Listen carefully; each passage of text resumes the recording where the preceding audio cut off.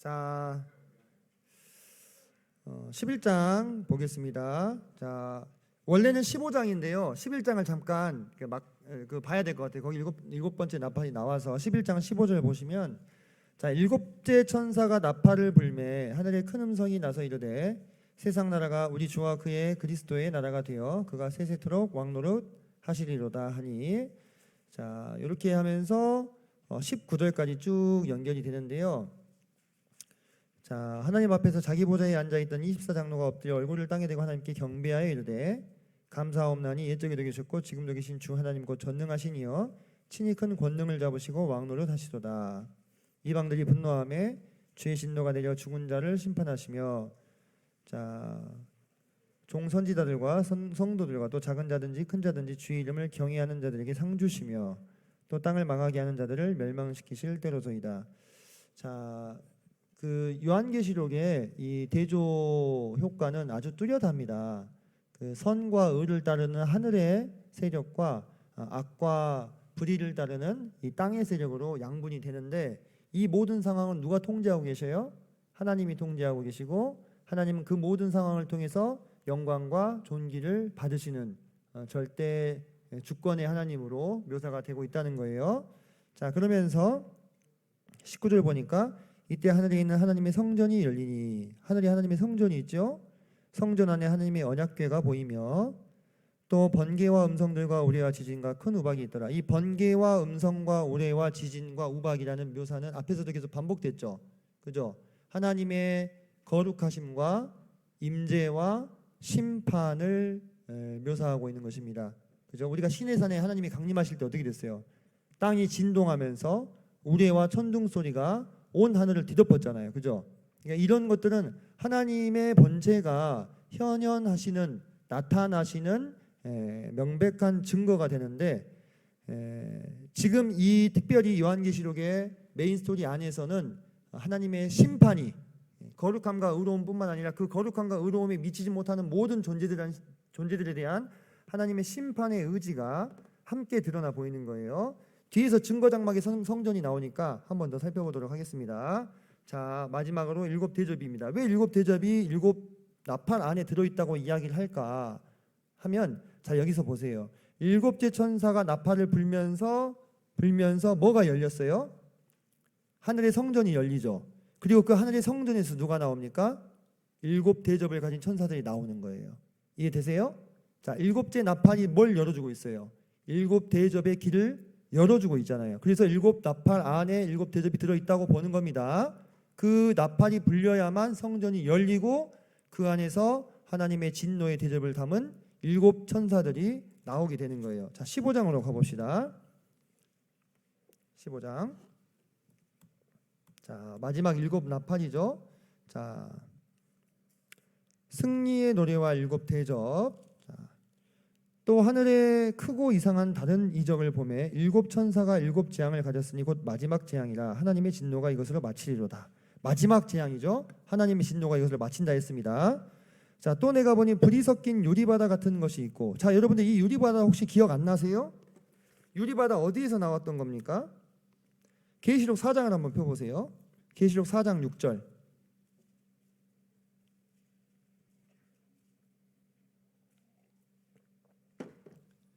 자, 계시록 4장 6절에 보면 보호자 앞에 수정과 같은 유리바다가 나오죠.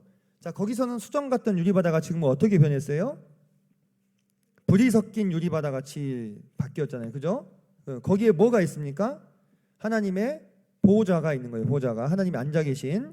그리고 그곳에 그 유리바닷가에 누가 서 있냐면 짐승과 그의 우상과 그의 이름의 수를 이기고 벗어난 자들. 이들은 누구를 말하는 거예요? 환난기 동안에 목숨으로 피로 자신의 신앙을 증거한 순교자들이 모여 서 있는 거예요. 그죠? 모여 서 있는 거예요. 그들은 우상과 그의 이름의 수를 이기고, 우리가 살펴보지 않았지만 13장에 보면은 13장 16절에 보면 본문을 지금 계속 보세요. 자, 거기에 오른손이나 이마에 표를 받게 한다는 얘기가 나오죠. 이건 너무나 잘 알려진 이야기라 다들 알고 있죠. 짐승의 표 666을 말하는 건데, 그 수를 이긴, 그 표를 받지 않은 그 자들, 그들이 죽어서 그 육신은 죽임 바 되었지만 영혼은 하나님의 불섞은 유리바다 앞에 모여 서 있는 거예요. 그래서 누구한테 찬양합니까? 하나님께 찬양하는데 그들이 하나님의 검은고를 받았어요. 그리고 하나님의 종 모세의 노래, 어린 양의 노래를 부른다 이렇게 나왔습니다. 왜 이걸 모세의 노래, 어린 양의 노래 이렇게 표현했을까? 왜 이렇게 표현했을까요?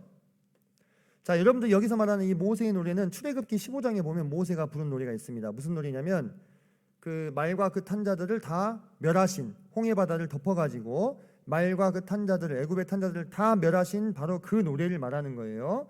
그 노래를 가서 쭉 한번 읽어보시면 여기서 지금 이들이 부르고 있는 노래와 구조적으로, 내용적으로, 주제적으로 아주 유사하다는 것을 볼 수가 있습니다. 그렇다면 우리가 모세의 노래, 어린 양의 노래라고 부른 이유를 좀 알 수 있겠죠. 자, 보세요. 그 출애굽하던 그 이스라엘 백성들의 처지가 어땠습니까? 그들을 추격해 오던 애굽의 기병, 전차병들로부터 건짐을 받았잖아요. 그죠? 그런 것처럼 이 순교자들도 무엇으로부터 건짐을 받은 거예요? 짐승과 그의 우상과 그의 이름의 수로부터 어떻게 됐습니까? 건짐을 받은 거예요. 그들의 육신은 비록 여기서 이 땅에서 죽었지만 그들의 영혼은 어디 앞에 있습니까? 하나님 앞에 모여 있잖아요. 그죠? 건짐을 받은 거예요. 그들을 건져 주신 것입니다. 그들이 이기게 하신 거예요. 죽음이 승리예요. 그 시대에는 죽음이 내가 신념을 위해서 죽는다는 게 쉬워요? 아니잖아요. 그죠? 네. 그 순교하는 것이 그날에는 승리가 되는 거예요. 그들의 모든 유혹과 회유와 협박과 고문과 핍박을 다 이기고 죽어서 그들의 신앙을 증거한 자들, 다시 말해서 그 짐승으로부터 벗어난 자들, 처지가 어때요? 똑같죠? 이스라엘 백성들과. 그래서 모세의 노래, 어린 양의 노래 이렇게 하는 거예요. 어린 양이 그들을 어떻게 했어요? 벗어나게 하셨잖아요. 그죠? 어린 양이 구속하셔가지고. 그래서 부르는 노래를 보니까 15장 3절이죠. 주 하나님 곧 전능하신 이시여 하시는 일이 크고 놀라우시도다 하면서 쭉 밑에 읊은 노래를 여러분이 나중에 집에 가서 출애굽기 15장과 한번 비교하시면서 한번 내용과 주제를 파악해 보시기 바랍니다. 매우 유사함이 있습니다. 제가 지금 여러분들한테 드린 워크시트 안에도 있잖아요. 지금 그죠? 비교해서 써보는 부분이 써보시면 될 것 같아요. 자, 또 이 후에 내가 보니 하늘에 증거 장막의 성전이 열리며, 증거 장막의 성전이라는 아주 아주 어떤 단체에서 잘 써먹는 표현이 나왔죠. 증거 장막의 성전. 여러분 이게 무슨 뜻이에요? 뭐예요 이게 지금? 증거 장막이라는 게 무슨 소리예요 지금 이게? 뭘 증거한다는 거예요? 자, 우리가 이런 아주 사소한 부분들도 짚고 가야 되겠죠, 그죠? 그냥 넘어갈 수도 있지만요. 하도 거기서 막 뭔 증거 장막의 성전의 비밀을 막 알려준다고 이렇게 막 사기를 쳐서 전 절대 어떤 단체라고 얘기하지는 않았습니다. 각자 생각하시고. 자, 여기서 이 증거라고 하는 말이 맨 처음에 어디서 나오냐면은 증거판이라는 표현이 나옵니다. 출애굽기에 증거판. 이게 뭐냐? 십계명을 새긴 두 돌판을 말하는 거예요. 누가 새기셨어요? 하나님이 친히 새기셨습니다. 하나님이 친히 새긴 그 두 돌판을 증거판이다 이렇게 불렀어요. 그래서 이 증거판을 넣은 곳이 어디였어요? 언약궤였잖아요. 그죠? 그 언약궤를 뭐라고 또 불렀습니까? 증거궤라고 불렀습니다. 증거궤. 왜? 증거를 담고 있는 함이니까 증거궤라고 부른 거예요. 이해되시죠? 그래서 그 증거궤가 안치되어 있는 곳이 어디였어요? 지성소였잖아요. 지성소. 그래서 그 장막을 뭐라고 불렀습니까? 증거 장막이라고 부른 거예요. 그죠? 네. 이제 이해되시죠? 증거판을 품은 증거궤를 품은 지성소가 있는 곳이 증거 장막이. 그럼 이 증거는 뭐예요? 하나님의 말씀이죠. 하나님의 임재를 증거해 주는 거예요. 왜? 하나님이 친히 거기에 내려오셔서 친히 새겼잖아요. 그러니까 그건 뭘 증거하는 거냐? 하나님의 임재와 거룩과 하나님의 말씀을 증거하고 있는 그 증거판, 그 증거판이 담겨있는 그 증거궤, 그리고 그 증거궤가 안치되어 있는 지성소를 품고 있는 증거의 성막, 이렇게 얘기하는 것입니다. 이해되시죠? 그 어원을 따라가 본다면 거기에 비밀이 뭐가 있어요? 하나님이 성경 말씀 다 써주셨는데, 그죠? 그러니까 증거 장막의 성전이다 하는 것은 그 안에 지금 우리가 아까 11장에서 봤죠. 하나님의 성전이 열리고 그 안에 뭐가 있었습니까? 언약궤가 있었잖아요, 그죠? 그 언약궤 안에 뭐가 있었겠어요? 모세의 두 돌판이 있는 겁니다. 증거의 말씀이 기록된. 그래서 증거 장막에 성전이 이렇게 표현하는 거예요. 그죠? 어려운 거 있습니까? 헷갈릴 거 있습니까? 없죠. 신비한 게 있습니까? 풀어지지 않은 것은 아무것도 없어요. 이미 드러난 증거라는 건 드러나는 거잖아요. 그죠? 여기 어떤 비밀이나 신비를 또 속여가지고 풀어주겠다는 말들이 혹하지 마시기 바랍니다. 증거 장막의 성전이 열리며 이미 11장에서도 열렸고 다시 열리면서 그곳으로부터 7재앙을 가진 7천사가 성전으로부터 나와 맑고 빛난 세마포 옷. 자, 이 세마포는 누가 입었습니까? 제사장들이 입었어요. 세마포 옷을. 그리고 성경에 보면은 구약 성경에 보면은 영적인 존재들이 그 환상을 묵시를 본 사람들 앞에 세마포 옷을 입은 사람으로 묘사가 많이 됩니다. 그죠? 그래서 하나님의 거룩과 또 임재를 묘사해주고 있는 거죠. 하나님의 영광, 깨끗함 이런 것들을 표현해주고 있는 것이고 또 가슴에 금띠를 띠고 있죠. 이 가슴에 금띠는 누가 띈 것으로 나오냐면 계시록 1장에 보시면은 예수님이 등장을 하십니다. 그죠? 7 금촛대를 가지고 7명을 그 손에 들고 그분이 가슴에 금띠를 차고 있다고 나와요. 가슴에 금띠를 차고 있다. 그러니까 이 가슴에 금띠는 쉽게 얘기하면 그 사람의 중요함을 나타내주는 어떤 신분적인 액세서리일 수 있는 거예요. 옛날에는 여러분 뭐 지금처럼 아이디 카드로 자기의 신분을 증명하는 게 아니라 뭐로 증명했어요?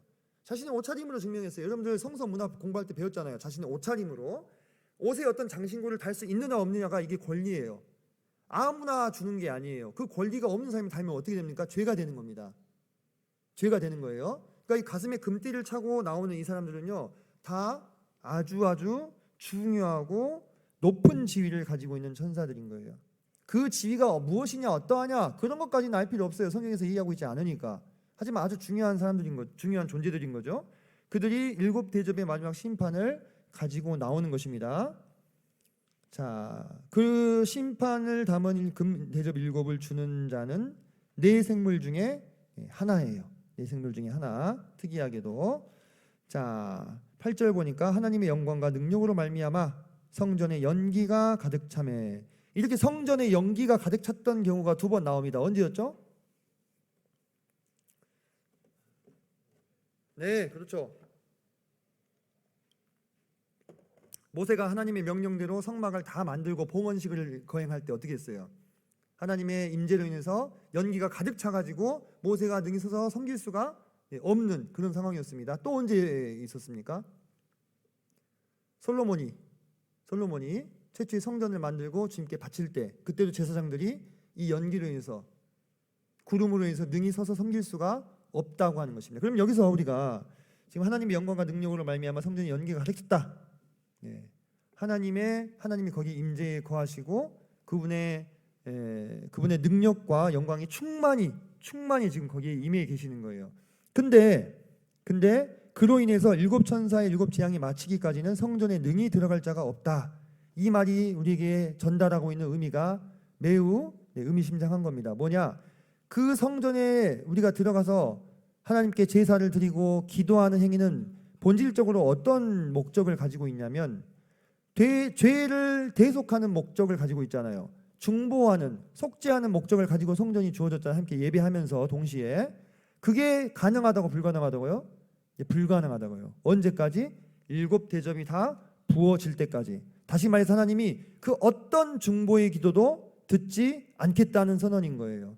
아무도 들어오지 말라 이거예요. 언제까지? 하나님 심판을 다 행하실 때까지. 그분의 모든 진노를 다 땅에 쏟아 부으실 때까지는 아무도 성전 출입 금지 이렇게 되는 거예요.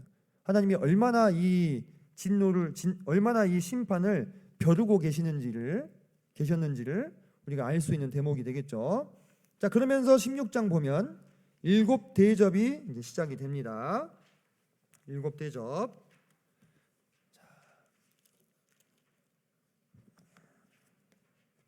자, 또 내가 들으니 성전에서 큰 음성이 나서 7 천사에게 말하되. 이런 부분은 여러분들이 해석상의 어려움을 느낄 필요가 없죠. 그죠? 그대로 읽어지는 대로 풀면 돼요. 너희는 가서 하나님의 진노의 7 대접을 땅에 쏟으라. 여러분들 대접 알죠? 이렇게 커다란, 그죠? 지금 여기 그림에도 나와 있는데 여기에 물을 가득 부어가지고 땅에 훅 부으면 어떻게 돼요? 땅이 이게 한꺼번에 팍 쏟아지면서 땅이 그냥 움푹 패이면서 난리가 나잖아요. 그죠? 바로 그와 같은 어떤 묘사들이 중요해요. 하나님의 이 진노가 한 방울도 남김없이 땅에 완전히 부어지는 그 이미지를 떠올리시면 되는 거예요. 이 대접을 떠올리시면서. 자, 그런데 자, 첫째 천사가라고 성경에는 나오잖아요. 근데 이게 원어로 보면은 첫째가 이렇게 나와요. 첫째는 둘째 천사가 아니고 둘째는 이렇게 나와요. 이런 어떤 아주 사소해 보이는 부분이지만 앞에서는 첫째 천사라고 이렇게 나오거든요. 프로토스 안겔로스 해가지고 그 첫 번째 천사 이렇게 나와요. 근데 여기는 그게 안 나와. 그러면은 그게 뭐냐면 천사의 이름을 거론할 틈도 없이 사정없이 짧은 시간 동안에 이 모든 심판이 퍼부어지게 된다는 뜻이에요. 퍼부어지게 된다. 잘 보면은 이 심판의 이 내용들이 그럴 수밖에 없는 것을 우리에게 보여주는데, 첫째가 쏟아붓자 짐승의 표를 받은 사람들이 들과 그 우상에게 경배하는 자들에게 악하고 독한 종기가 나더라라고 했어요. 여러분들 종기 나 봤어요? 보통 엉덩이에 막 나죠. 엄청 따끔따끔하잖아요. 저도 나봤어요. 이게 몸의 면역력이 떨어지면 종기가 나요. 그래서 그 안에 고름이 차죠. 고름 이제 요즘에는 항생제도 발달해 있고 약이 발달해서 금방 고치는데요. 옛날에는 이 종기 때문에 어땠어요? 사람들이 죽었어요. 감염돼 가지고 죽었습니다. 항생제가 없으니까. 근데 여러분들 이 시기는 어떤 시기예요? 공공의료 체계가 완전히 붕괴된 시기. 누가 페니실린 만들고 있을 틈이 어디 있어? 이때 항생제를 어떻게 공급해요? 엄청난 고통을 당하게 되는 거죠. 게다가 잘 먹지도 못하고 쉬지도 못하고 이런 상태에서 이들의 건강이 극도로 악화되고 살아있는 것 자체가 저주와 죽음인 상태가 지속되는 것입니다. 자꾸 이게 꺼졌다 그죠 지금. 최대한 안 건드려 볼게요. 자, 3장. 둘째 천사가 그 대접을 바다에 쏟음에 바다가 곧 죽은 자의 피같이 되니 바다 가운데 모든 생물이 죽더라 이렇게 얘기했어요. 모든 생물이 다 죽더라. 여러분들 이제 그 일곱 인과 일곱 나팔에서 부분적으로 피해를 보던 이 바다가 어떻게 됩니까? 완전히 끝장이 나는 것을 보게 됩니다. 바다에 있는 모든 생물들이 다 죽게 되면은 어떤 일이 일어날까요? 그것들이 다 썩겠죠. 썩고 엄청난 악취가 이 세상을 뒤덮게 되는 겁니다. 더 이상 바다에 있을 수가 이제 없게 되는 거죠, 근처에. 자, 그리고 셋째 대접이 강과 물 근원에 쏟음에 피가 되더라. 이제 물도 끝장이 나버려요.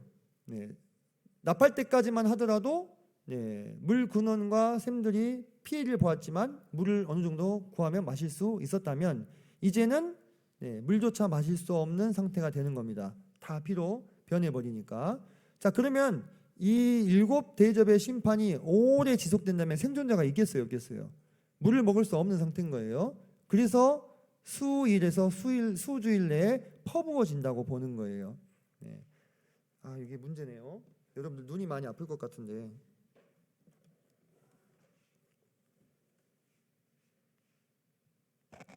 자, 그런데 여기 보면은 좀 특이한 표현이 나오는데 16장 5절 보면 내가 들으니 물을 차지한 천사가 이르되 전에도 계셨고 지금도 계신 거룩하시니여 이렇게 심판하시니 의로우시다.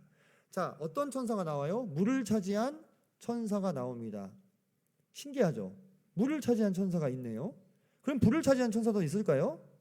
앞에서 나왔잖아요. 계시록에. 불을 차지한 천사가 어디 나왔느냐? 불을 차지한 천사 계시록 14장 18절 볼까요? 자, 14장 18절에 보니까 뭐가 나와요? 불을 다스리는 다른 천사가 나오죠. 그럼 바람을 다스리는 천사도 있느냐? 계시록 7장 1절 봐보세요. 7장 1절 보니까 이 일 후에 내가 네 천사가 땅 네 모퉁이에서 선 것을 보니 땅의 사방의 바람을 붙잡아 불지 못하게 하는 천사가 나오네요. 자, 우리는 성경 말씀을 떠올릴 수 있죠. 보이는 것은 나타난 것으로 말미암아 된 것이 아니니라. 우리가 살고 있는 이 물질 세계 아주 극도로 정밀한 물리 법칙과 화학 법칙에 의해서 조종되고 또 운행되고 있는 이 세상이 그것이 전부인 줄 알았는데 그 이면에서 이것을 관리하고 있는 인격적 존재들에 대해서 우리들이 지금 만나고 있는 거잖아요. 그죠? 불이라든지 물이라든지 바람과 같은 자연 현상을 관리하고 있는 자들이 있다는 거예요. 그죠? 그래서 우리가 제가 앞서도 그런 설명 잠깐 드렸는데, 보이는 나타나는 세상의 이 현상에 내 눈과 귀와 마음을 다 빼앗겨서는 안 돼요. 여러분이 도단에 있는 그 엘리사의 사원과 같이 눈앞에 있는 아람 군대만 보아서는 안 돼요. 그것은 누구와 똑같은 삶입니까? 세상 사람들과 똑같은 삶인 거잖아요. 그죠? 예, 그 위에서 거하고 계시는 불말과 불경거를 볼 수 있는 영성이 예민하게 살아있어야만 그리스도인으로서 합당한 삶을 살고 나중에 주님 앞에 서게 됐을 때 칭찬과 상급을 얻을 수 있게 된다는 것입니다. 자, 이 물 맡은 천사가 자기가 받았던 것이 다 어떻게 됐어요? 다 없어졌어요. 그죠? 다 피로 변해버렸잖아요. 바다도 피로 변하고 강도 피로 변하고 자기가 받은 것이 다 없어졌어요. 근데 어떻게 합니까? 하나님을 찬양하잖아요. 자기에게 주신 것을 다 거둬갔다 하더라도 그분이 의로우신 거예요. 그분이 이 일을 자기에게 맡겼던 것을 다시 되찾아 가신다 해도 창조주시니까 심히 의로우시다고 하나님을 찬양하고 있는 것을 보게 됩니다. 자, 넷째 천사, 그 대접을 해에 쏟음에 해가 권세를 받아 불로 사람들을 태우니 사람들이 크게 태워진지라. 자, 이상 현상으로 인해서 이 태양의 활동이 극도로 이제 강해지게 되면서 사람들이 바깥에서 활동을 하기 어려울 정도로 밖에 나간 사람들이 태양에 의해서 해를 받는 그러한 시대가 오게 됩니다. 하지만 그럼에도 불구하고 이들은 어떻게 합니까? 하나님의 이름을 회방하며 회개하여 영광을 주께 돌리지 아니하더라. 멸망받기로 결정된 자들. 저는 참 이런 걸 생각할 때 누군가는 이들이 될 건데, 그죠? 앞으로 태어나는 누군가는 이들이 될 거 아니겠어요. 이들이 아기 때 그 부모들이 애지중지하면서 정말 고생하면서 키우고 잘 키워보려고 노력하고 세상에 많은 학문과 지식들을 가르치고 그랬을 거 아니겠어요. 그죠? 이들에게도 이들 나름대로에게도 다들 뭔가 소망과 염원들이 있었을 거란 말이에요. 근데 그것이 다 꺾인 바 되고 오직 하나님의 진노의 심판을 받아내기 위한 존재로 전락해버린 지금 이 상황, 얼마나 가슴이 아픈 상황입니까? 하지만 이들을 동정할 수는 없죠. 이들은 끝까지 자신들의 행위를 회개하지 않고 하나님께 영광을 돌리지 않은 세대, 심판받아 버려진 세대가 되는 것입니다. 우리의 어떤 힘과 우리의 능력으로는요, 이들이 누구일지 또 언제 오게 될지 또 어떻게 될지 이들을 구할 수 있을지 없을지 그런 거는 우리의 능력 밖의 문제죠. 여러분들은 어떤 세대예요? 여러분들은 어떤 사람이에요? 여러분들은 예수 그리스도의 신부가 되기 위해서 택정함을 받은 세대예요. 여러분의 운명과 이들의 운명이 얼마나 극명하게 대조됩니까? 여러분들 그것을 아시잖아요. 모르시겠어요? 그것이 여러분의 뜻대로 난 거예요? 여러분이 태어날 시대를 결정했어요? 아니죠. 여러분이 이때 태어났으면 어땠을까요? 여러분은 어떤 사람이 됐을까요? 온몸에 덕지덕지 종기가 나고 수없이 많은 고통을 당하면서도 수없이 많은 악행을 저지르면서도 부끄러워하지 않고 회개하지 않는 사람이 여러분의 운명이 됐을 수도 있지 않았을까요? 그러지 않아요? 우리가 이 시대에 태어난 거, 우리가 그리스도를 믿게 된 거, 우리가 하나님을 섬기는 사람이 되게 된 거, 이 모든 운명이 다 하나님의 은혜로 주어진 것입니다. 하나도 우리의 선택과 지혜로 된 것이 아니에요.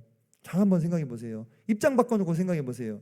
이 넷째 대접에서 살라지고 있는 이들과 나의 운명이 체인지될 가능성이 정말 없었을까? 나는 어쩌다가 2000년대에 대한민국에 태어나서 물질적으로도 여러분들 제가 집안 형편을 다 하는 건 아니지만 밥 굶고 다니시는 분은 안 계시죠? 저한테 개인적으로 개인톡 주세요. 제가 같이 밥 먹자고요, 집에서. 예. 우리는 정말 여러 방면으로 복을 받은 사람들이에요, 사실. 정말로. 우리는 헬조선에 태어나가지고 꿈도 희망도 빛도 없이 4포, 5포, 6포 다 포기하고 살아야 되는 그런 존재가 아니라고요. 여러분들 세상에 이 프레임에 여러분을 집어넣지 마세요. 아시겠어요? 세상의 프레임에 여러분을 집어넣지 마세요. 여러분 스스로 연민을 느끼지 마세요. 자신의 운명에 대해서. 우리는 밥을 굶어본 적도 없고 전쟁의 화마를 경험해본 적도 없어요. 그죠? 우리가 경험했던 가장 큰 일이 있었다면 코로나 정도였어요. 하지만 코로나도 역대 이 지구를 휩쓸고 지나갔던 그 수많은 이 전염병들에 비해서는 위력이 아주 강한 편은 아니었다 이 말이에요. 우리는 여러모로 정말로 복을 받은 세대예요. 여러분을 복받은 세대로 볼 것인지 저주받은 세대로 볼 것인지 누가 선택하는 겁니까? 여러분이 선택하는 거죠. 근데 하나님은요 창세부터 지금까지 이 세상을 거쳐간 모든 사람들을 보고 계시겠죠. 우리는 그런 객관적인 시각이 없을지라도 하나님이 보시기에 우리가 얼마나 복받은 세대인지는 딱 순위가 어떻게 돼요? 매겨진다 이거예요. 우리는 아주 높은 순위예요. 근데 자기가 마치 제일 밑에 있는 사람처럼 스스로 생각하면요 하나님을 욕보이는 거죠. 그렇지 않습니까? 여러분이 막 다 포기하고 살아야 되는 세대입니까? 정말 헬조선에서 진짜 고통받고 그렇습니까? 그렇게 생각하지 마세요. 그건요 정당한 관점이 아니에요. 정직한 관점이 아닙니다. 그건 내 운명에 대해서 지극히 피상적이고 주관적인 염세적인 입장일 뿐인 거예요. 그렇지 않아요. 우리는 정말 복받은 좋은 시대에 태어난 사람들이에요. 그리고 우리 영혼도 어떻게 됩니까? 구원받기로 예정돼 있잖아요. 그렇지 않나요? 얼마나 좋아요. 얼마나 감사해. 자, 다섯째 대접을 보겠습니다.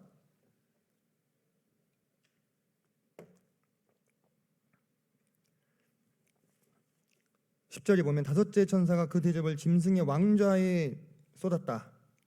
그 나라가 곧 어두워지며 사람들이 아파서 자기 혀를 깨물고 아픈 것과 종기로 말미암아 하늘의 하나님을 비방했다. 자, 그리고 행위를 회개하지 아니었다. 이제 이 회개하지 않는 것은 더 얘기 안 해도 될 것 같아요. 자, 짐승의 왕좌에 대접을 쏟았는데 그 나라가 어떻게 됐다고요? 어두워졌대요. 여러분들 혹시 기억나는 애굽의 재앙 있죠? 어떤 재앙이 있었어요? 흑암의 재앙. 3일 동안 빛이 없어져 버렸잖아요. 그죠? 이게 얼마나 충격적인 사건이었는지 아시죠? 이집트 사람들한테. 이집트의 가장 최고 신이 누굽니까? 태양신 라였습니다. 그죠? 태양신 라를 누가 이긴 거예요? 저 노예들의 신인 여호와가 이긴 거예요. 여호와가. 그래서 이 사건으로 인해서 태양신 라의 현현, 이 땅에 눈에 보이는 신의 모습으로 나타난 게 뭐예요? 파라오잖아요. 파라오의 이 격이 어떻게 됐겠어요? 엄청나게 떨어졌겠죠.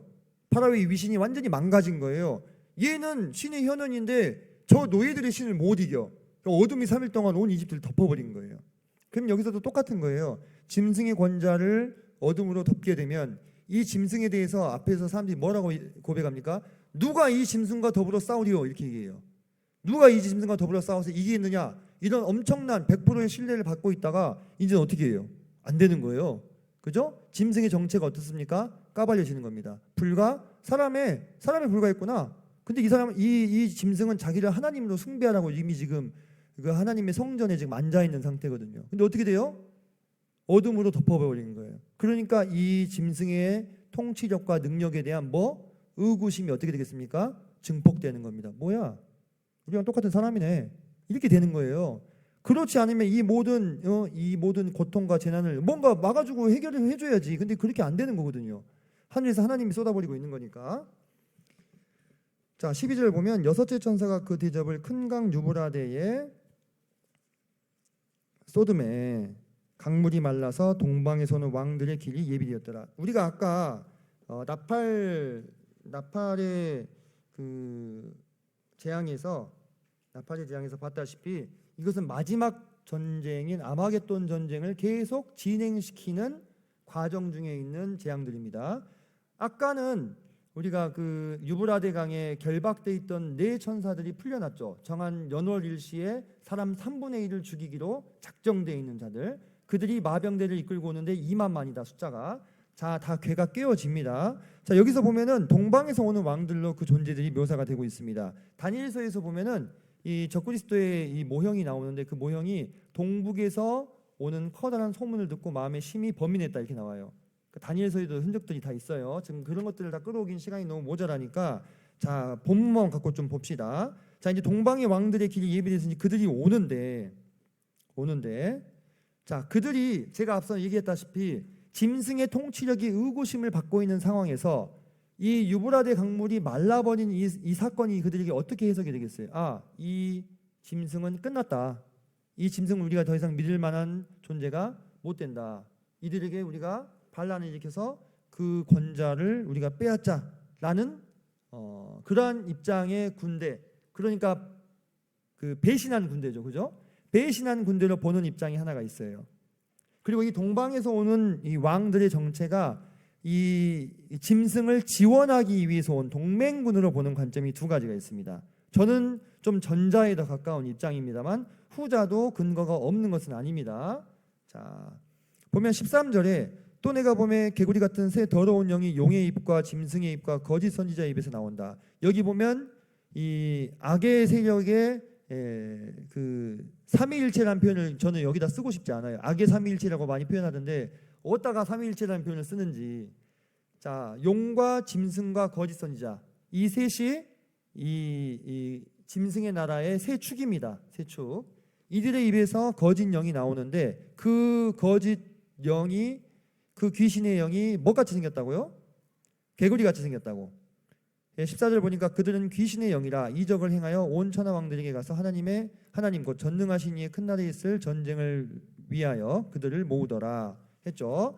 자, 개구리는 어떻습니까? 성격이? 자, 이런 상징들이 이런 묘사들이 나왔을 때 그 특징으로부터 우리가 해석의 실마리를 찾는 거예요. 개구리는 밤만 되면 어떻게 돼요? 막 울죠. 시끄럽게 떠들죠. 그죠? 그래서 이 거짓 영들은 이 떠드는 선전, 흑색 선전과 선동하는 자들의 입에서 역사하는 힘을 발휘하게 될 것입니다. 그래서 그들이 계속 선동해가지고 어떻게 해요? 동방의 모든 왕들을 미혹시켜서 끌어오는 거예요. 예루살렘으로 끌고 오는 것입니다. 자, 그런데 갑자기 15절에 그런데 갑자기 15절에 보라 내가 도둑같이 오리니 누구든지 끼어 자기 옷을 지켜 벌거벗고 다니지 아니하며 자기의 부끄러움을 보이지 아니하는 자는 복이 있도다. 자, 이것은 하나님이 지금 누구한테 하시는 말씀이겠어요? 교회 성도들한테 하는 이야기일까요? 아니에요. 교회 성도들은 이미 주님과 함께 영광 가운데 있습니다. 그때도 여전히 이 땅에는 누가 있어요? 성도들이 고난받고 있는 거예요. 우리 형제인 환난기의 성도들이 고통을 통과하고 있는 것입니다. 그 세대도 있겠죠, 여러분. 한번 잘 생각해 보세요. 교회의 성도, 은혜 시대에 구원받은 교회의 성도들도 있고 이 환난기에 피를 이 땅에 뿌리기로 작정된 성도들도 있어요. 그리고 그마저도 되지 못한 하나님을 대적하고 회개하지 않기로 작전된 세대들도 있다고 하는 것입니다. 우리는 어디에 속했어요? 거듭 말하지만 예수 그리스도의 몸된 교회, 신부된 교회가 되기에 택함 받았잖아요. 여러분들 이 사실 하나만 가지고도 우리는 우리의 현실을 일깨우는 영성이 감각이 돌아와야 돼요. 자, 봅시다. 그들에게 격려하시는 것입니다. 그들에게 15절에서 자, 16절 새 영이 히브리어로 아마겟돈이라 하는 곳으로 왕들을 모으더라. 드디어 아마겟돈이라는 말이 나왔는데요. 자, 이 아마겟돈을 어떻게 해석을 할 거냐가 아주 이제 첨예한 이제 논쟁이 좀 되는데 이제 이것도 가능성이 한 두세 개 있는데 자, 아마겟돈을 하르 무기또라고 해서 지금 무기또 평원이 이게 무기또 평원이에요. 역사적으로 엄청나게 많은 전쟁이 20번 이상의 거대한 전투가 일어났던 곳입니다. 평원이기 때문에 전차가 기동하기 좋죠. 그래서 이집트의 세력과 메소포타미아의 세력이 맞붙었던 곳입니다. 한 20차례 이상이나. 그래서 이곳에 있는 저도 여기 갔다 와 봤거든요. 무기또 언덕이 있어요. 이 지금 언덕 위에 있는 이 시설인 거예요. 아마 이게 솔로몬의 병거성일 거예요. 근데 여기다 이렇게 보는 입장. 하늘 무기또가 무기또 산, 무기또 언덕 이렇게 해석될 수 있어요. 근데 이것을 하르 무기또가 아니라 하르 메가돈 이렇게 보시는 분도 있어요. 하르 마게돈. 이 말은 무슨 뜻이냐면 군대들이 모인 산 이런 뜻이에요. 군대들이 모인 산. 좀 달라지죠. 그러니까 이게 히브리어가 모음을 안 붙여. 초성 퀴즈야, 초성 퀴즈. 초성 퀴즈예요. 그래서 하르 메가돈으로 보면 군대들이 운집한 산 어딜 말하는 것일까? 그래서 예루살렘으로 보시는 분들도 있습니다. 무기또가 아니고 저는 후자입니다. 왜냐? 우리가 스가랴서를 보면 하나님 예수님이 이 땅에 지상에 강림하실 때 감람산에 서셔서 예루살렘을 두르고 있는 온 이방의 군대들을 멸절시켜 가지고 그들을 이 날아다니는 새들 독수리들이 밥으로 주시거든요. 그 어떤 그림이 성취가 되려면 그 예언이 성취가 되려면 어떻게 해야 되겠어요? 모든 군대들이 예루살렘으로 운집해야 되는 거예요. 네. 그래서 이제 그렇게 좀 볼 수 있겠고요. 자, 17절 보니까 일곱째 천사가 그 대접을 공중에 쏟음에 큰 음성이 성전에서 보좌로부터 나서 이르되 되었다. 하나님의 진노를 모두 이 세상에 쏟아 부으신 것이죠. 번개와 음성과 우레소리가 있고 또 큰 지진이 있어 얼마나 큰지 사람이 땅에 있어 온 이래로 이같이 큰 지진이 없었더라. 어마어마하게 큰 지진이 일어날 거다라는 얘기죠. 자, 그리고 나서 보면 19절에 자, 여기서 좀 해석이 좀 쉽지 않은 부분이 있는데 자, 큰 성이 세 갈래로 갈라지고 여기서 큰 성은 뭘 말할까요?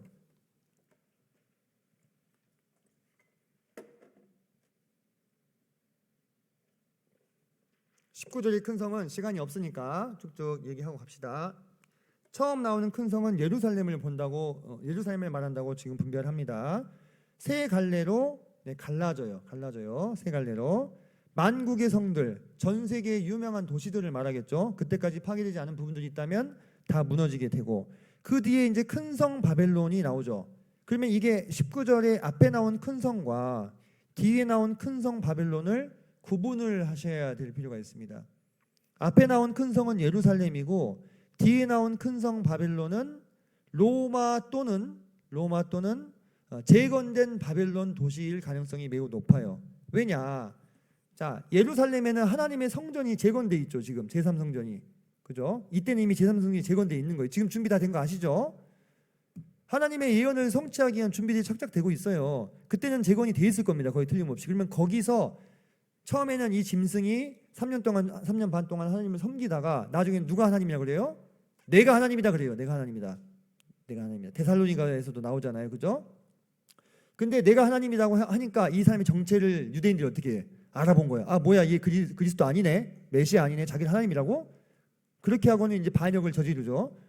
그 사탄 숭배하는 그 모든 이 종교, 이 짐승의 종교의 중심지가 바로 예루살렘이 될 겁니다. 그리고 이 종교의 중심지 말고 정치와 경제의 중심지로 되는 큰 성 바벨론이 따로 있을 거예요. 많은 성경학자들이 이 유프라데스 강 근처에 이 바벨론이 원래 있던 자리 있죠. 거기에 재건될 것에 대해서 가능성을 타진합니다. 네. 지금 실제로 사우디아라비아나 여러 중동의 국가들이 추진하는 프로젝트들, 네옴시티라든지 이런 거 혹시 여러분들 아시나요? 그거 보면요, 사막에 막 도시를 세워버려요. 돈을 막 몇백 조씩 넣어가지고 사막에 도시를 세워버려. 지금 그거를 일개 한 나라가 그렇게 하고 있잖아요. 산유국들이니까 돈이 많아서. 근데 그때 짐승은 전 세계를 아우르는 영향력을 미치고 있을 거라 이 말이에요. 그 돈을 다 모아가지고 현재의 과거의 바벨론의 자리에 이 거대한 도시를 재건할 가능성이 상당히 높은 것이죠. 근데 그 큰 성이 하나님 앞에 기억하신 바 되어 그의 맹렬한 진노의 포도주 잔을 받아서 무너지게 되는 거예요. 이 큰 성 바벨론이 무너지는 것에 대해서는 계시록 18장에서 더 자세하게 알아볼게요. 그리고 큰 성 앞에서 말했던 종교적 중심지인 예루살렘이 무너지는 것에 대해서는 17장을 통해서 좀 더 자세하게 알아볼 예정입니다. 이렇게만 보고 넘어가시면 될 것 같고 20절 보니까 각 섬도 없어지고 산악도 간데없고 어마어마한 지각 변동이 일어나게 되는 거죠. 자, 그리고 무게가 한 달란트면 어느 정도 돼요? 40-50kg 정도 됩니다. 뭐 단위가 달라가지고 뭐 60kg까지 보시는 분들도 있는데 그게 떨어지면 어떻게 되는 거죠? 제가 지난번에 크레이터도 한번 보여드렸죠.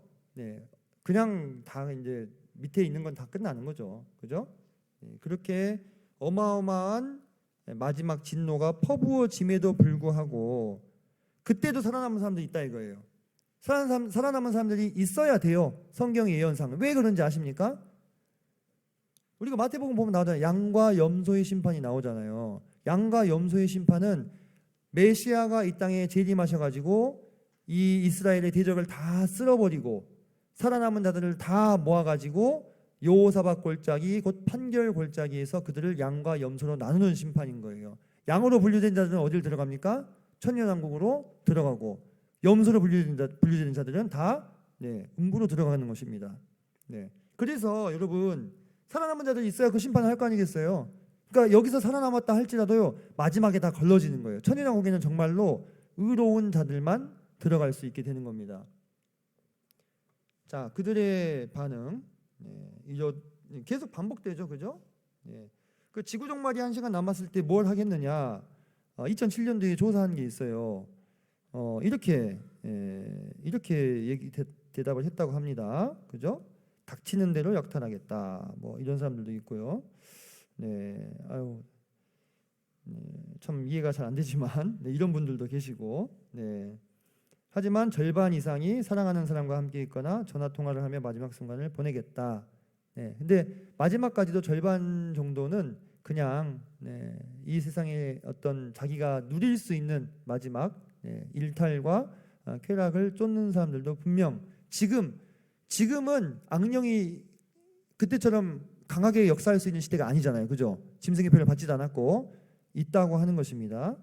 그래서 여러분들 우리가 참 생각해야 될 것이 우리는 이 시대에 정말 존귀한 자들로 부르심을 받았어요. 여러분은 정말 세마포 하얀 옷과 가슴에 띈 그 정금 황금판을 달 수 있는 그런 그보다 더한 자들로 어떻게 보면 부르심을 받은 거예요. 예수님의 신부로서. 구약의 성도들이 있죠, 그죠? 교회 시대의 성도들이 있습니다. 환란기의 성도들이 있어요, 그죠? 여러분들 성도들이 다 분류가 돼요. 그렇게 그들이 어떤 보상과 어떤 지위를 누리겠느냐까지는 자세히는 다 얘기할 수 없지만 분명한 것은 이렇게 분류가 되는 부분들이 있어요, 그죠? 여러분은 무엇으로 분류됐어요? 하나님의 진노의 심판을 받아낼 그릇으로 분류됐어요? 아니면 복받기로 분류됐어요? 스스로 대답해 보세요. 복받을 자들로, 이제로부터 영원까지 복받을 자들로 분류된 자들입니다. 땡큐 하고 복받고 튀면 먹튀가 되는 거죠. 먹튀하는 삶 살지 맙시다. 하나님이 우리를 불러주셨으니까 그에 걸맞은 삶을 살았으면 좋겠습니다. 긴 시간 수고하셨고, 자, 기도하고 마치겠습니다. 아버지 하나님 감사합니다.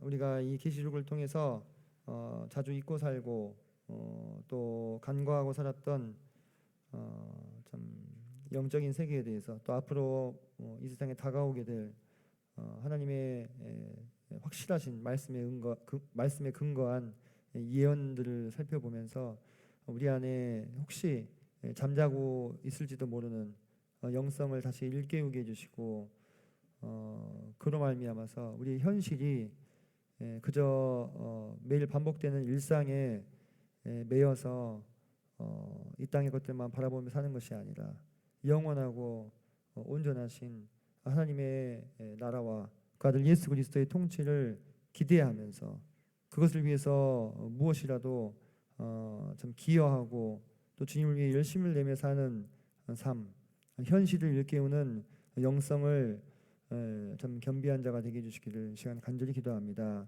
우리 모든 청년들 또 청년부의 교사님들 감사합니다. 다 하나님의 영원한 복을 받기 위해서 저희를 불러주시고 하나님의 아들 예수 그리스도의 신부로 삼아주신 것을 감사를 드립니다. 우리의 불러주신 그 하나님의 뜻과 또 소망에 걸맞는 삶을 살 수 있도록 도우시길 간절히 기도합니다. 존귀하신 주 예수님의 이름으로 감사하며 기도했습니다. 아멘.